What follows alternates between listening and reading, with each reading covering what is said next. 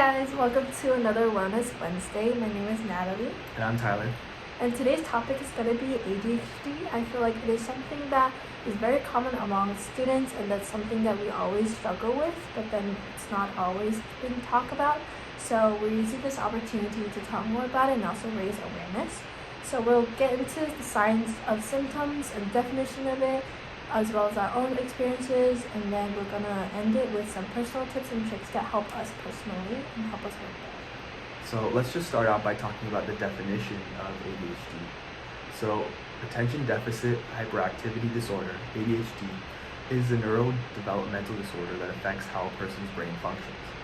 It's characterized by a pattern of inattention, hyperactivity, and or impulsivity that interferes with functioning or development. The DSM-5 has categorized ADHD into three types. There's ADHD combined type, ADHD impulsive/hyperactive type, and there's ADHD inattentive/distractible type. So the symptoms of ADHD can vary from person to person, but with some types being inattention, people with inattention symptoms, they might have a hard time paying attention to details. They might have a hard time following instructions, staying organized, and completing tasks. They might also be really distracted and often forgetful.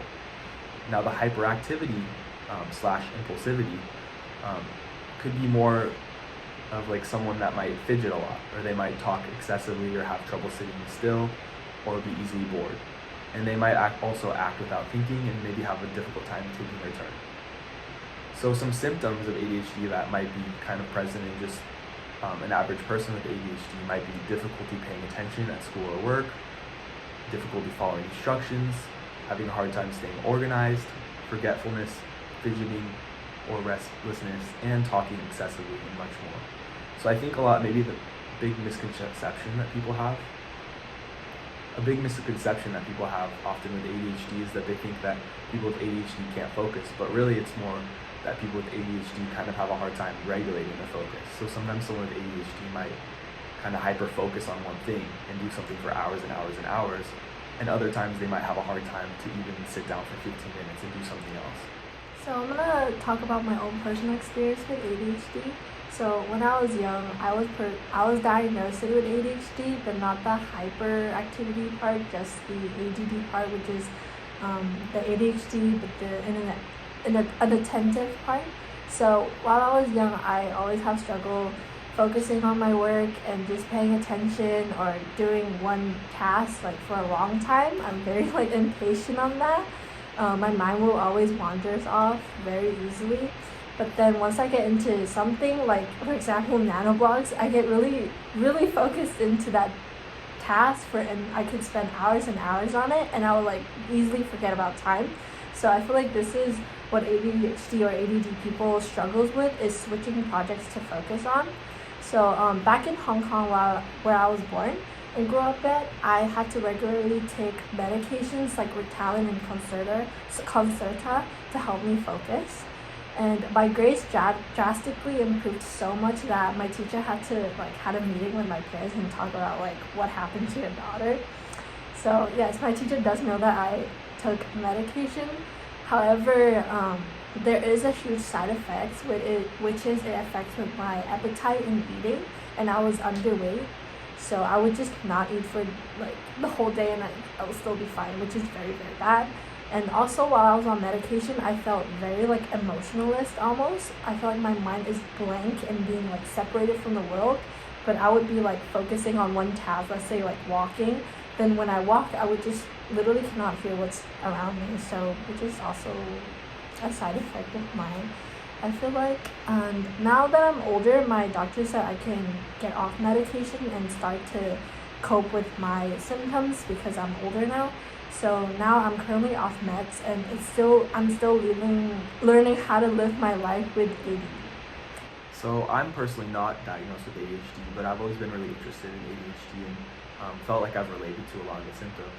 And I think that a lot of people more and more these days are kind of experiencing shorter attention spans because we watch a lot of short form content. We watch a lot of Instagram and YouTube and TikTok. So these things kind of tend to shorten our attention spans.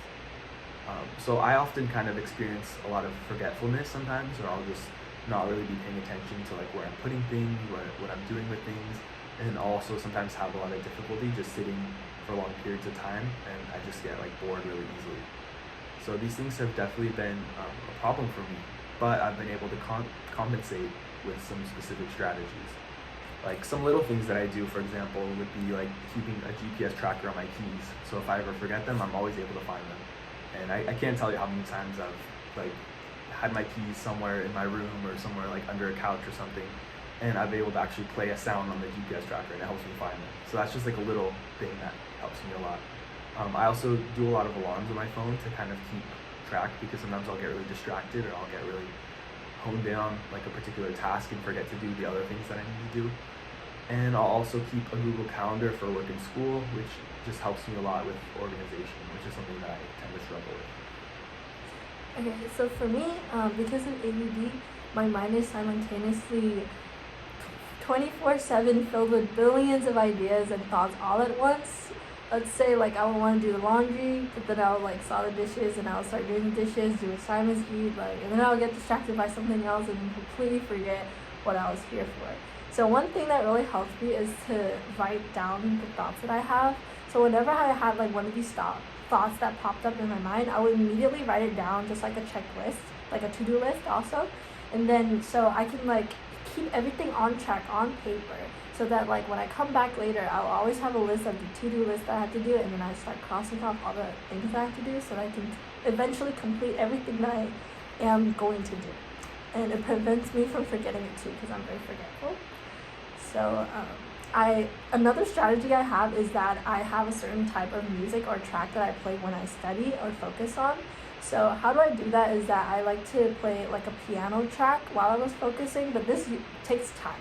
So every time I focus or like do work, I would play that piano track, that same one. So every time, like day by day when I start doing this, every time when this piano track plays, my mind will just immediately automatically turns into focus mode, and it really helps me to study and get my work done.